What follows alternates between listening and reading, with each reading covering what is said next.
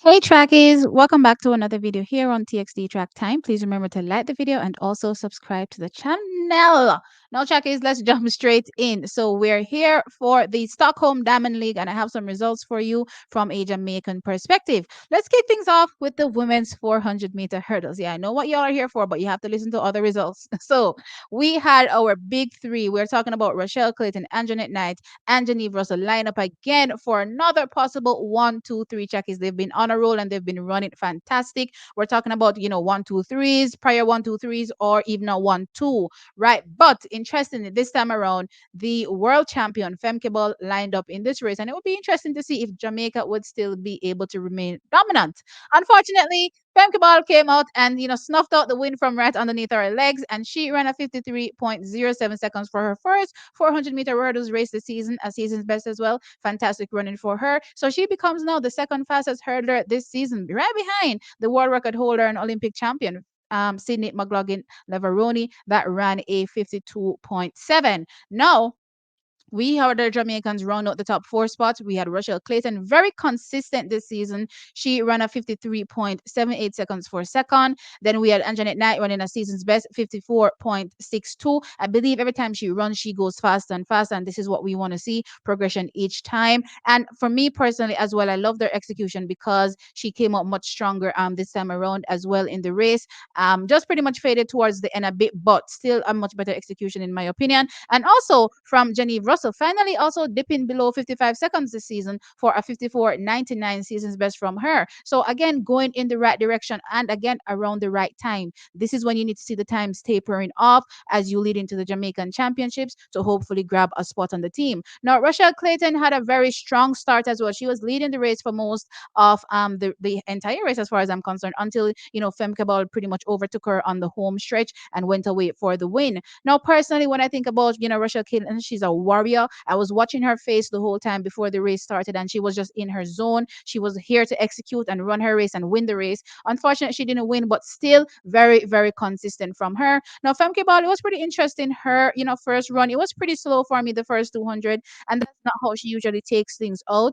But I guess she's getting used to the, the 14 step run before the European Championships and then most likely the Olympic Games for her for Team Netherlands. But overall, track is I think great running from these athletes, and I just look forward to see better performances from them when we see them in their next outing. Now let's jump straight into the women's 200 meters from here on out. Where interestingly, we all wanted to know what would happen with Shericka Jackson. Now Shericka Jackson came off a loss, and a lot of people were pretty much surprised with Shericka Jackson losing out in that particular race. So we're interested to see what she would do in this race, especially when she said she was looking to go out and do a season's best. That didn't happen, barely dipping below 23 seconds in that race. Now she came out here at the Stockholm Diamond League and she walked away with the win. So she's back, to winning ways, and she ran at 22.69 seconds for a season's best. And then we had Henriksson from Sweden. She ran a personal best 22.89, and Amy Hunt was in third, 22.92 seconds. Now, when I think about this run from Shericka Jackson, I thought it was a much stronger start or a much stronger bend than she ran in all her previous outings. But what I will say is that I noticed something in this entire race, which I didn't see in any of the other races. Now, in the first race, you could very much tell she was heavy. In the second race, as I said, I didn't really see her attack the bend. And then even coming off the bend, I didn't get that aggression from her, being behind, trying to get back on, pace or even overtake, the athletes that were leading. But in this race, I could see the intent of the bend. She ran a bend to make sure she was coming off in front, but she was way out on the outside of the curve, which, if you know Shericka and running bend, she's one of the best bend runners, considering that she's gone 21.41, that just tells you, how good she runs the bend. And to see her all the way on the outside, it's like she lost control pretty much in that particular race, and she veered all the way on the outside of the lane. But then she had to, re-straighten herself, and then she made a few shuffles, right? And she looked like she was flailing a bit in the race again, which, as I said, I didn't see in any of the other outings. I paid, very keen attention to her execution this time around, and I just saw, a few things that were definitely unlike her in this 200 meters. But guess what?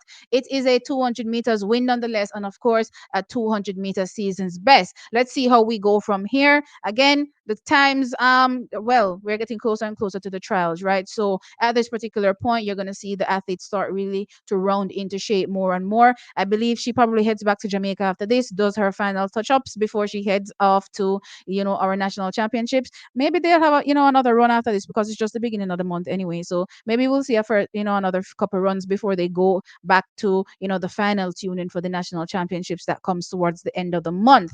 All right, now with that said, let's jump over from the 200 meters into the women's 100 meters, where we had Natasha Morrison representing Jamaica. However, walking away with the win, interestingly, it was Gina Bass, and she ran at 11.15 seconds.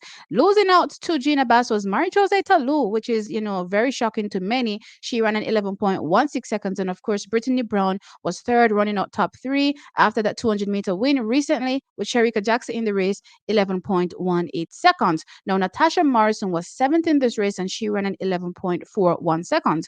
Now, it's interesting for me when I see Natasha Morrison, I'm running these particular times. But then I'm like, okay, after they get off the circuit, I'm sure they're going to be fine tuning when they get back to camp. And once we go to trials, then we'll see what really these athletes have. So I'm not really sure how to rate Natasha Morrison right now. I just know that last season she went to the trials, ran really well. And of course, from then on, she, clocked at 10.85 to round out her season after, having similar performances like this throughout the year. Right now, when it comes to Marie-José Talou, that 11.16, as I said, was pretty interesting. But what I did note was that recently I did get some information that seems as though she had picked up an injury at some particular point in time, and now she's working her way back.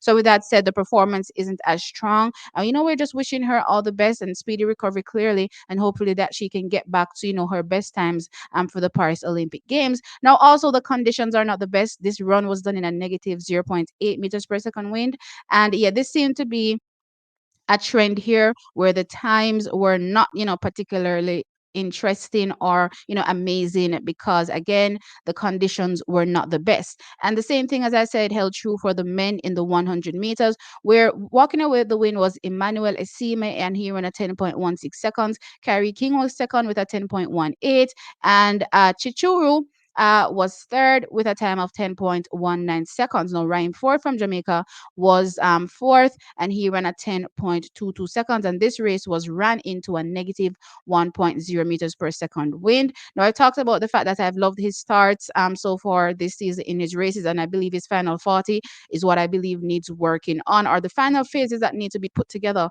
for him to get to the national championships and, of course, contend for a spot on the team. We saw Oblique Seville run a 9.82.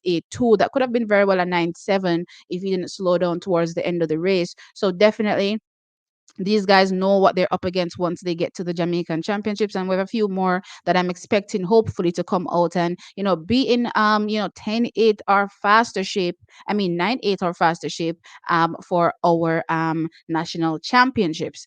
All right, now track is moving on over from the men's 100 meters. I just want to touch on the women's shot put, where we had Danielle Thomas Dodd enter here as well. Now in this event, she finished fifth and she threw 18.77 meters. Now, taking the win was Chase Jackson. She threw 20 meters on the nose. Sarah Mitten was second. She threw 19.98 meters. And Jessica Schindler threw 19.08 meters to round out top three.